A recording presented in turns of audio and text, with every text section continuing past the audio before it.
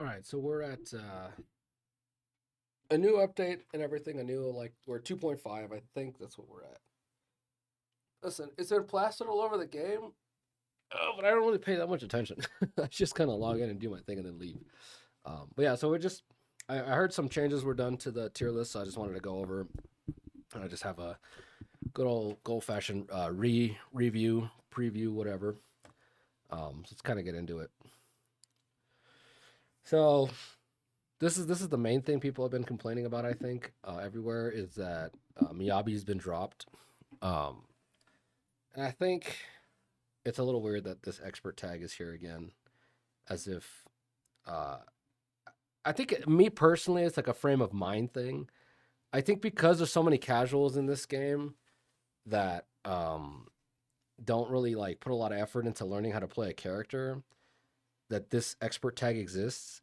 Because I think it's like more of a misnomer. Like you don't have to actually be an expert. It's just you have to try more than not at all.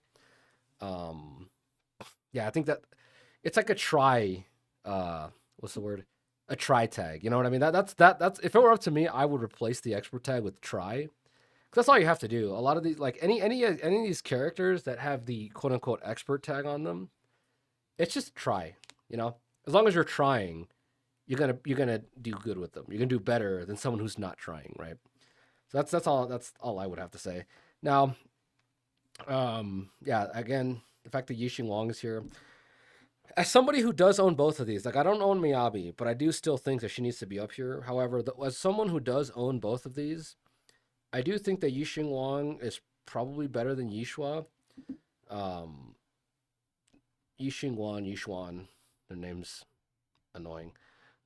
Anyway, I do think that she's probably better than Yishuan. Um, yeah, at least that's the way I look at it. I don't know if I'd put them equal because it's been a while. Like it's taken a while for Yishuan to just get anywhere good, and now that she's like in a good place, she's about even with the rest of these. So I still think the trifecta needs to be Miyabi here with these three. Well, that's just me. I don't know. Like I said, I don't own Miyabi, so maybe I can't speak as eloquently as I should, but whatever. The fact that Vivian has been dropped down is kind of interesting because she is actually pretty insane for most anomaly characters, but I think it's harder to see her stand out because we're not in an anomaly meta right now. We're kind of shifting back to a DPS meta. So that's kind of interesting. We'll see how future updates change this, but for now, like I said, I think it's wild that Miyabi's dropped. Um, these are all still pretty much the same. Asher Yao is going to be here for a very long time. Yuzuha, obviously, she's the best anomaly unit, and the best rupture unit is rupture support is this. Dialin is here in the sense that, again, like I said this before, she might be on a tier all her own in terms of support because she does what like these three do, and then a little bit more because she's a stunner. You know what I mean? Like she's what they do, and then more on top of that. So it is what it is. We're in this meta of like stunners can't be stunners anymore. They have to be everything. So we're basically in like a 2 unit meta. It's like we're in a meta where like you have a main unit, a sub unit, and then a third unit who like hopefully can just do whatever they do off screen. So like that's what's her name is Zhao is like the Yixing Wang Dailin Zhao team is basically just the Yixing Wang Dailin team because Zhao's entire job is to be off the field as much as possible.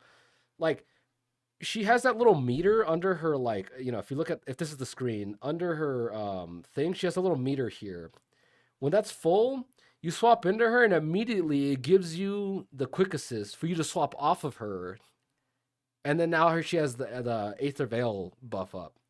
Like if that doesn't tell you that how they want if that doesn't inform you how they want you to play Xiao, I don't know what does, right? You swap onto her is immediately to swap off of her. You know what I mean? So that's kind of where we are with supports and stuff like that. It's like how little can this person be on field so that you're basically running a 2 man, right? So it's just interesting to me. But yeah, so this makes sense. It's a little weird that we lost some characters. It's funny that Soldier 11 is up here. They bumped her up a little bit because of the the new potential awakening or whatever extra whatever I don't know what you want to call it, but it's boosted her up to here. Um, yeah, I mean, I guess she's. this is a sign that like those buffs fixed her, right? A little bit. Like she's where she needs to be. She should have always been here, but now she's here. You know, fantastic. It's still weird to see Soldier 11 with Miyabi here. I think the fact that Miyabi. Okay, here's the thing about Miyabi. Here's another aspect of Miyabi. Miyabi is self sufficient. Is another way to say this. You can run whoever you want with Miyabi, and she's going to do fantastic, right? As long as you're running someone competent. The thing with Sambi is Sambi does not belong here if you don't have trigger. Trigger with her is the only thing that keeps her in point five. If you don't have that, trigger or Sambi doesn't belong here. And I think the fact that so many people have trigger because she's just a good support, and then they have Sambi with her, we're losing sight of the fact that Sambi really doesn't do anything without trigger. First of all, her little awakening potential, whatever this little buff that they gave her, doesn't do anything unless you have trigger. Okay, sure. If you have Pokra, who's a free unit, it gives her a little bit of damage, but Pokra does so much. Pokra's damage is so minuscule compared to the potential that Trigger has. That buff doesn't really do anything, and then her stunning is not the same as well, right? So anyway, the point being, like I said, while Pokra is a good replacement, she is no Trigger, and I think Ambi really does need Trigger more than any other unit. She really relies on Trigger, so while I think she's good enough to be here, it's only under the stipulation that you have Trigger as well. So the fact that like Miyabi can do just as good with any unit, really, she can work with Trigger if you want to run her with Trigger. You know what I mean? It makes her so universal. I think she still deserves to be up here, but again, I'm not in charge of these things, so I can't really say one way or another.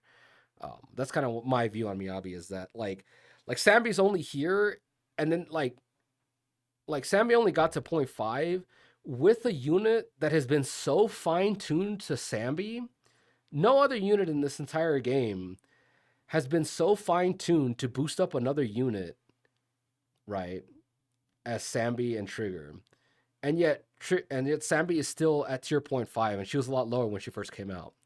The fact that you don't have to fine tune a unit to the level that Trigger was made for Sambi, and Miyabi is still this powerful, kind of shows us what's going on here, right? So that's kind of one of the things that I think Miyabi people are forgetting about Miyabi is that you can just run her with everything, and she's still gonna face roll most of the game. So that's kind of my 2 cents on that. Um, but yeah, so Banyue is interesting that he's here. People were doom posting that his damage wasn't where it should be. Like he takes a lot of effort to play, and then like they were like, oh, he takes a lot of effort, and then his damage isn't proportional to how much effort he takes. But the fact that he's here means that obviously there's a decent like the balance is there is what I'm trying to say is you get a return for your investment, right? So a lot of people again, it's mainly not that I was saying that because I didn't have him and I didn't really care to look into him, but I think like I said, there was a lot of doom posting saying that like he wasn't really worth the return on investment. Like you have to try way too hard to get mediocre damage, but the fact that you have to try as hard as you do to get decent damage is not too bad. Um, and then obviously Evelyn's going to be here for a while, especially her weapon. Like if you could put a weapon on a tier list, it would be her weapon would be right here alongside her. But yeah. Seed, Orphe. Again, Orphe is one of those confusing units where it's like, who's like, she's good, but she really only buffs her and her. Like, who? I mean, I guess maybe Soldier 11 can use her, but whatever. Um, again, I'd put her higher. Alice being here is fine. Vivian dropping down is actually kind of interesting. Um, yeah, I would have put her higher up, but again, I think this is more a showcase that we're not in an anomaly meta anymore right now. So that's that. I think Jufufu Jufufu is still here, and I really do think that she needs to be dropped lower. But that's just me, my prejudice against Jufufu. Um, Lighter still really strong. He's fire and ice units are just strong in general. So there you go. Nicole, I'm glad to see Nicole here, a 4-star competing. Like look at all this yellow. There's no purple in here, but then we're at tier point 5, and Nicole's a purple hanging out with all these 5 stars, right? Fantastic. So I'm glad to see people are putting respect on Nicole. She's fantastic. She's almost too good. And this is not to mention, right?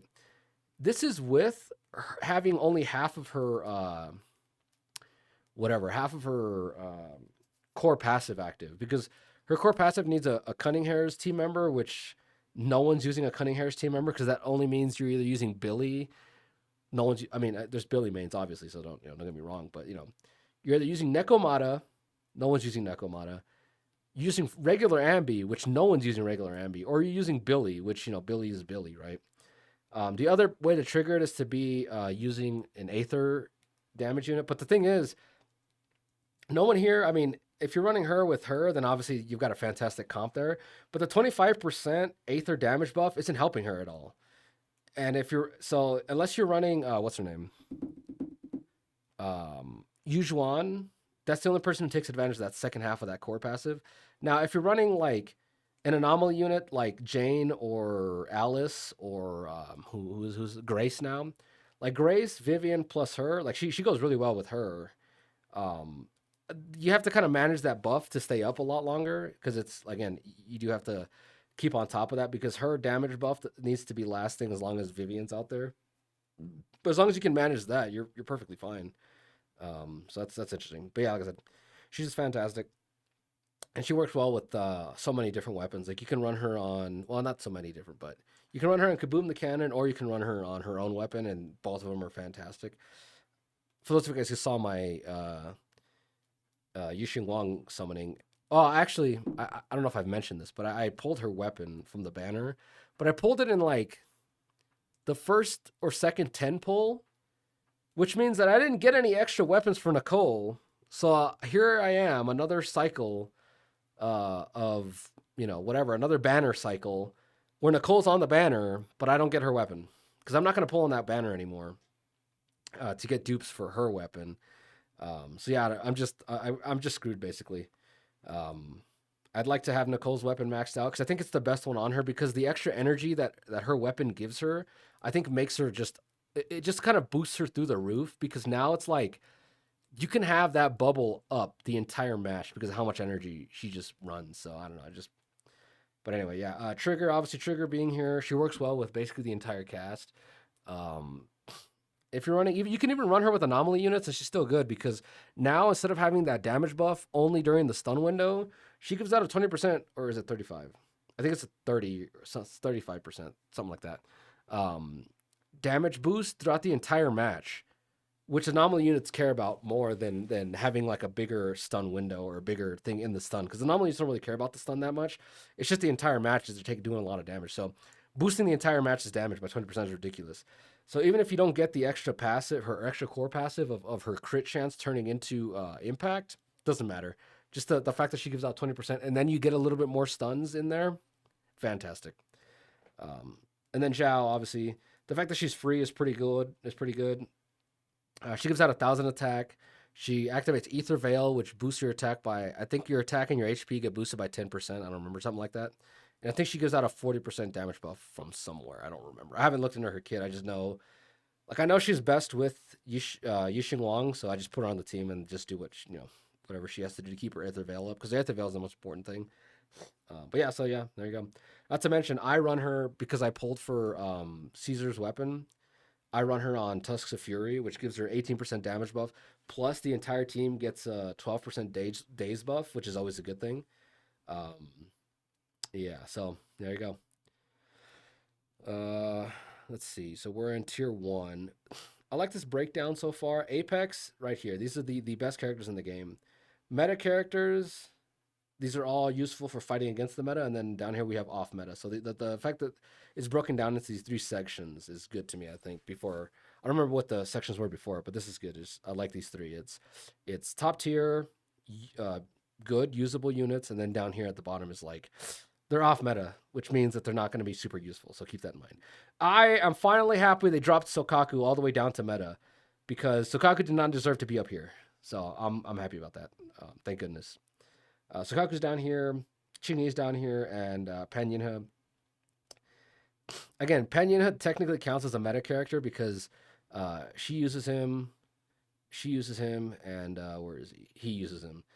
So he's a meta character. It's just that like he himself is terrible. He provides buffs that you kind of need. So by definition he is meta. Does it make him good? No, but he is meta. So that's important to realize. Her buffs are keeping her relevant. They're just keeping her in meta. Um, all these characters are the same thing, where they're just meta, they're usable, right? Because that's kind of what this game is. You have the best units, usable units, and basically off meta means they're not super usable. Um, so yeah, every one of these is useful for some team somewhere. Your Chingy is not gonna be bad. Um, Piper, it still always hurts me, always causes me pain. That Piper is here with Jane. They're the same level.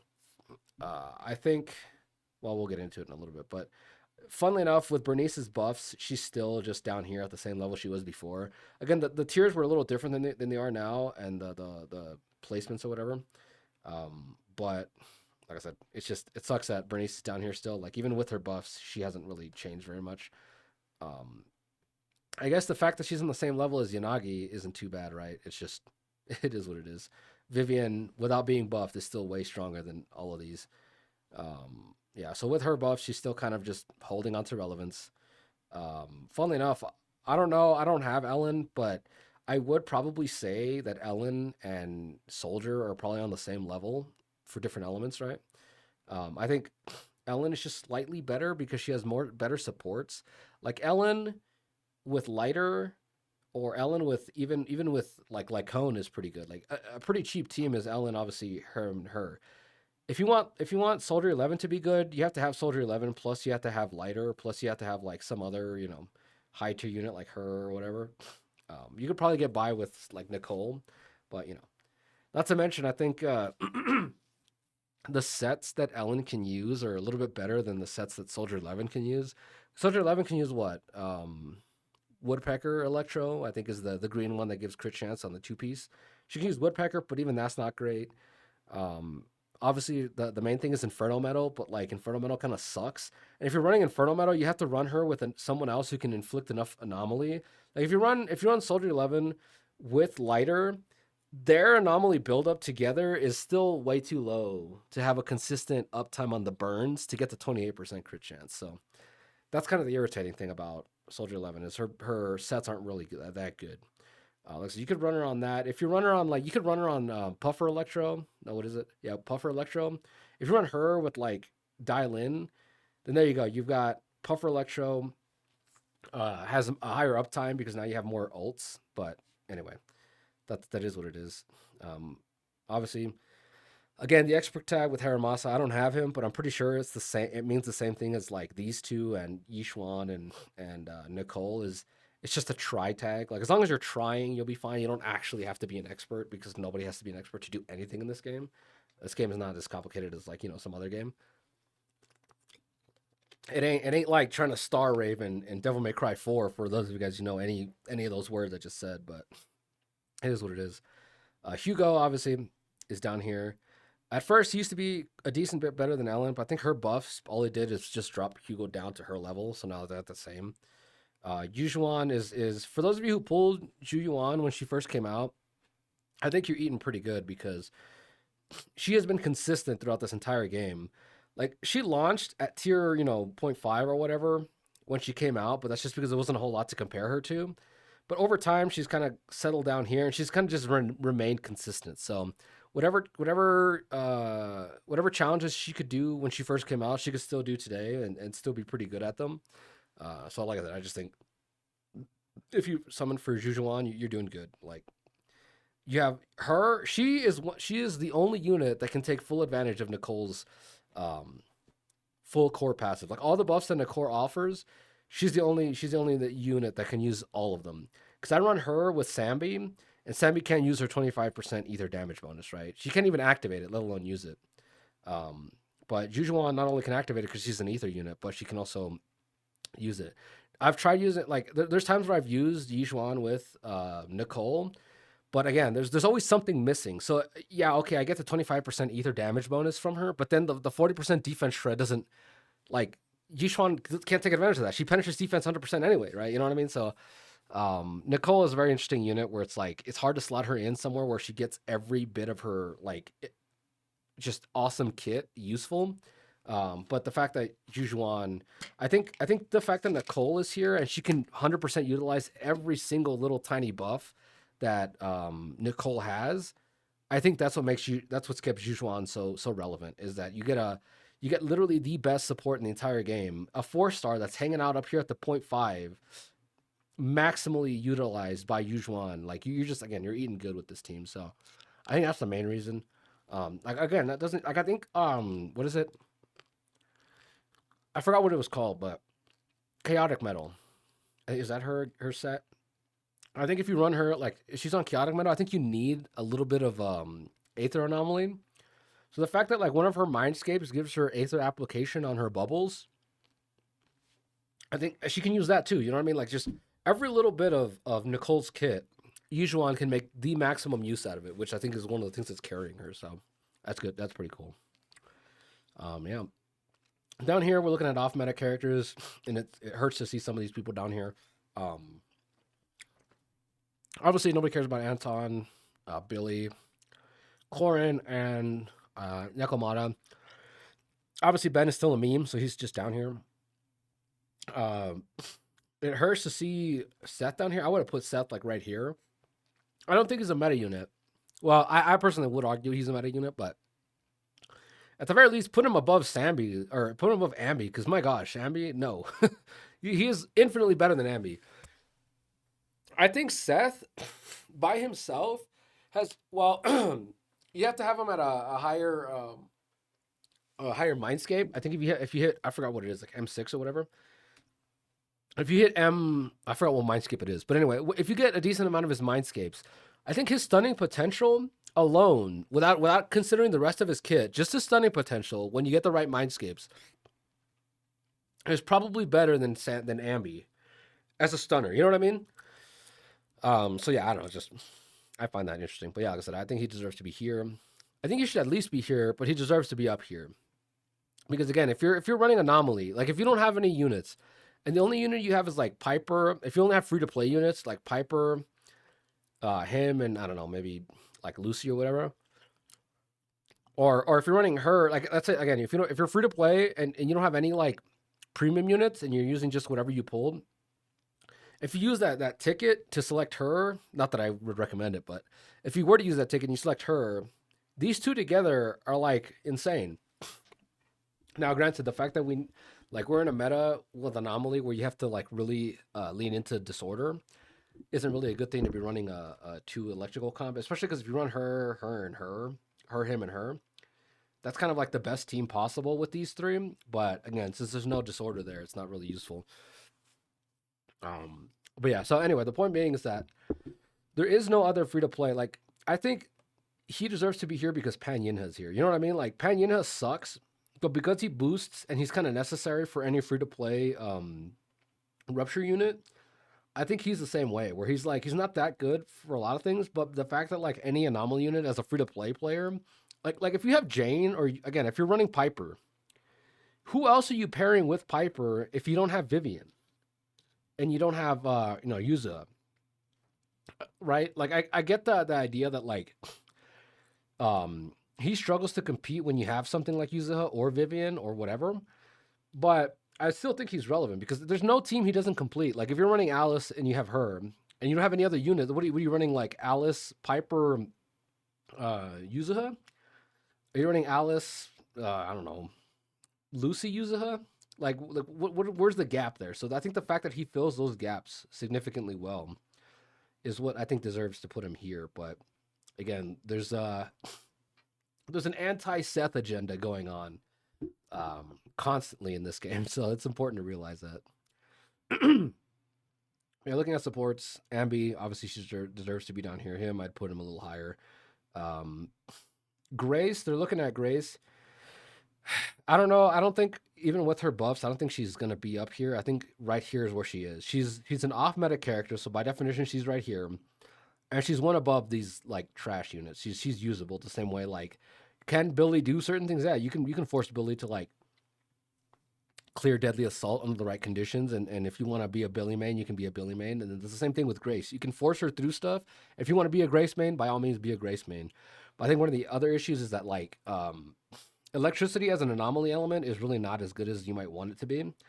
Um, Really, the best anomaly I think is probably like fire and assault, just because like assault has huge triggers and fire does a lot of DPS over time.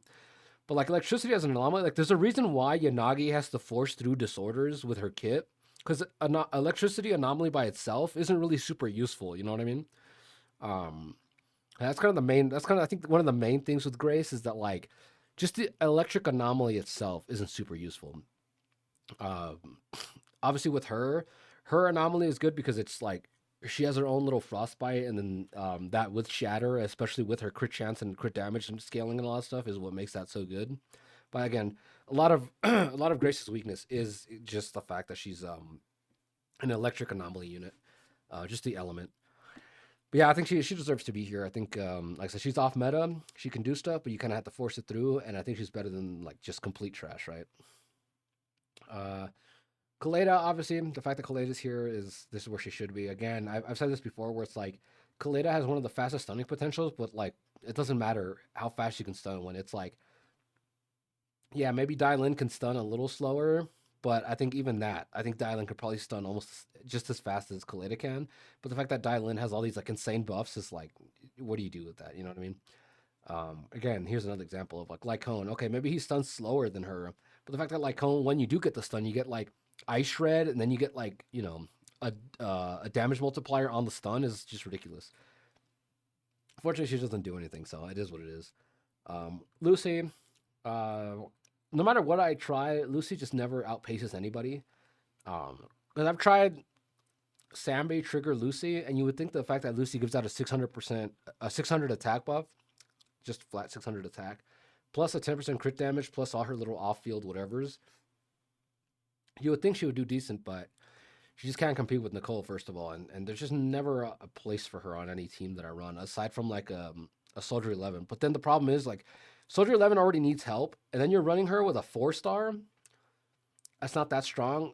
Only leaves you one slaughter in your team for a 6-star or a 5-star. And Soldier 11 with like either her or Trigger, and then you have them backing you up, it's just not enough help to get Soldier 0 or Soldier 11 where she needs to be. Now, it could just be a skill issue, and I'm not gonna argue that you're wrong if you say I have a skill issue. I almost 100% agree with you, but it's just important to realize how difficult it is to get Soldier 11, to a decent place. The fact that Poker's down here is kind of interesting. I kind of like her. I think she deserves to be up here at least. Just the buffs that she offers.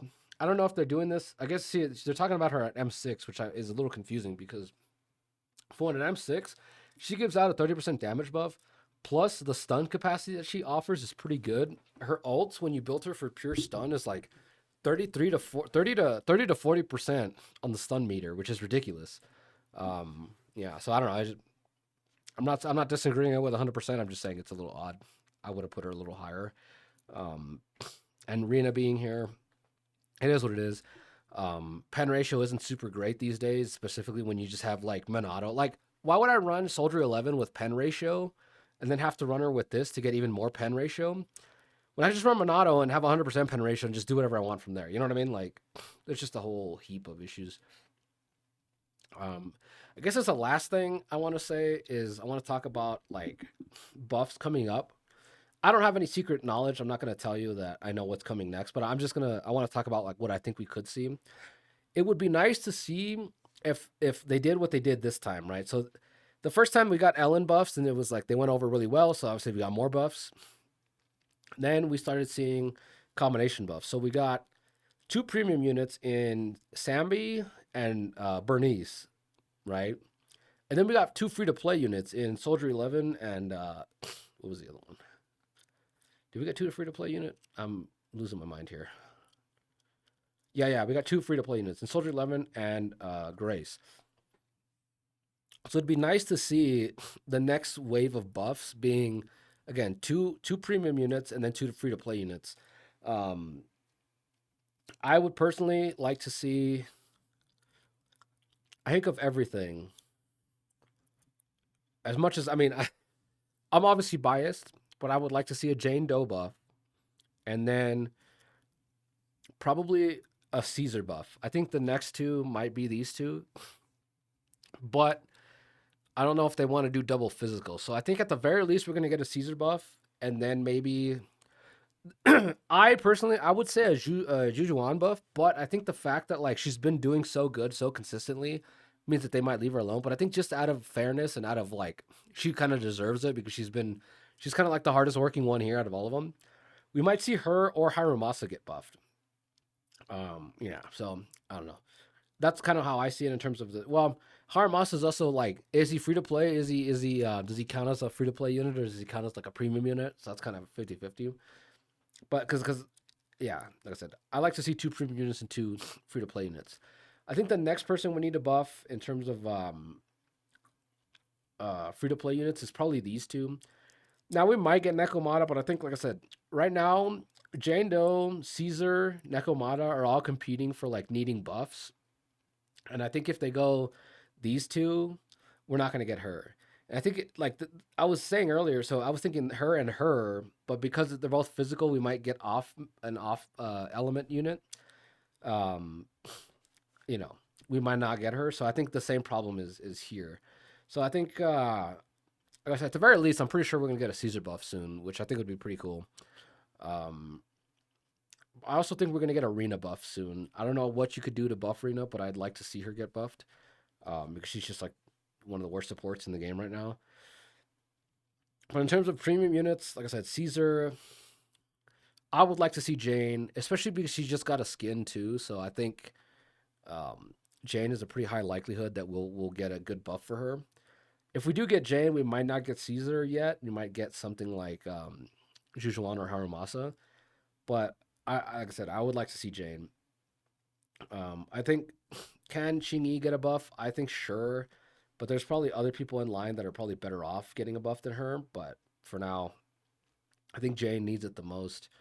Um, yeah, in terms of free to play units, like I said, there's a whole like host of units that could take a buff. I mean, obviously, Nekomata could use a buff. I think before we see Nekomata get a buff, I think people might want Arena. If you were to ask me personally, what I would want Rena and I would want Kaleda to get a buff. But again, I'm trying to see what they might want to do. And while I think I want a Kaleda buff, I think right now they're gonna hold off on Kaleda for a bit, and maybe buff her. Depend like if they're obviously not gonna count Haramasa as a free to play unit because he's not in the standard banner rotation. They just gave him for free that one time. Um, so I think Kaleda, I think Rena and Nekomata might be the next free to play 5 stars they buff. So I think that's what that is. Now, in terms of premium, like I said, I think at the very least Caesar needs to get buffed. Then Xingyi could get buffed, but she's kind of already in a decent spot. She's just, again, it's more just a symptom of what stunners are competing with these days. But I could see Xingyi getting a buff. I think at the very least Caesar. I'd like to see Jane. I think the most of the fans would like to see Jane. So I think in terms of a fan pick, they might just give us Jane. Um, but yeah, I don't know. Especially Jane combined with like the Bernice buffs might be pretty fantastic. But it's hard to buff Jane when Alice is here because the Jane Alice Yuzuha team is so strong.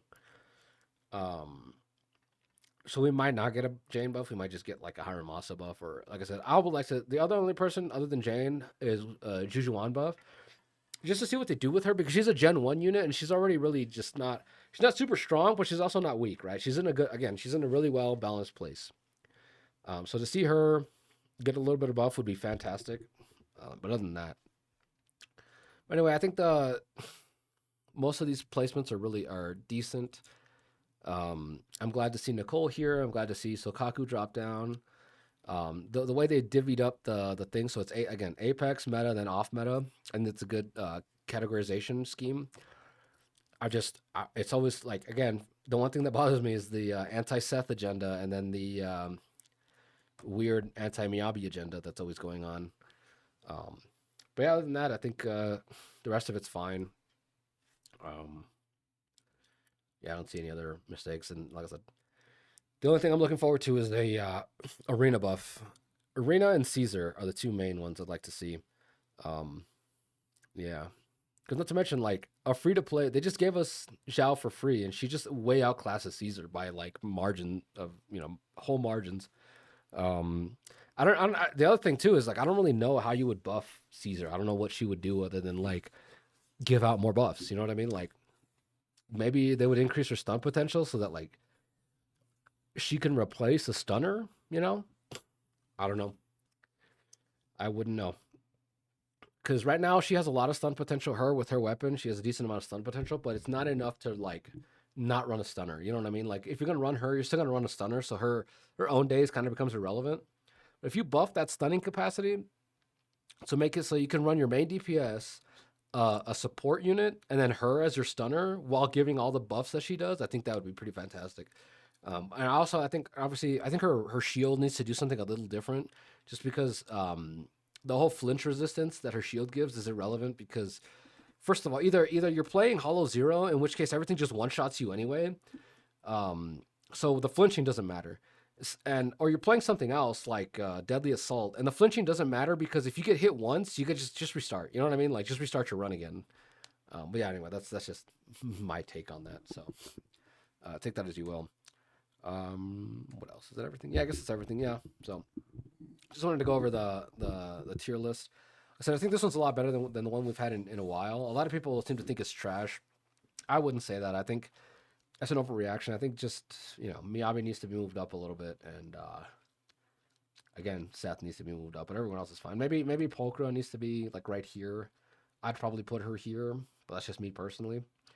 Um, yeah, I think. Let's see. I think that there could be another split here. I don't what's it called? I don't advocate for having as many tiers, but I think having one more tier in the meta character category might be good because a lot of people aren't the same. Pan Yinha doesn't like he deserves to be in meta, but like at the bottom of meta. You know what I mean? Well, I guess just Pan Yinha is the only one, and then you could put her up, and then you could bring like her up because Lucy's still. I don't know. I'd argue Lucy's still pretty decently meta. She's just not. There's just so many other better options, right? But if you don't have those better options, Lucy's fantastic because again, 600 attack buff. Plus, she gives out energy with her ult, and then her boars are constantly doing damage, and then her weapon gives out 16%. The problem with her weapon is that the only benefit she gives with her weapon is she gives you 4% more at the top end, right? She gives you one more stack because the weapon stacks up to 4, but everyone else can use it stacking up to 3. You know what I mean? So yeah, but 100% I would put Polkra way up here somewhere. I don't know why she's down here and off meta, but that's just me. Anyway, I'll see you guys in the next video, which I think is going to be. I'm delaying on the Deadly Assault, the last boss, because I'm still building Yishuan or Yishuan. I'm still building Yixing Wang, so keep that in mind. Obviously Zhao, I'm still building Zhao too. Like having to build both of these units in the same patch is really draining on my resources because the last patch, I mean, what I should have been doing last patch was grinding out resources to prepare for them, but the only thing I do every patch is just grind out discs because that's all I need. That's all I care about. It's all I want to like grind out is discs. But yeah, I should have been grinding out resources for them, but I was like, ah, whatever. I'll just do that when they get here. Anyway, yeah, I'll see you guys in the next video.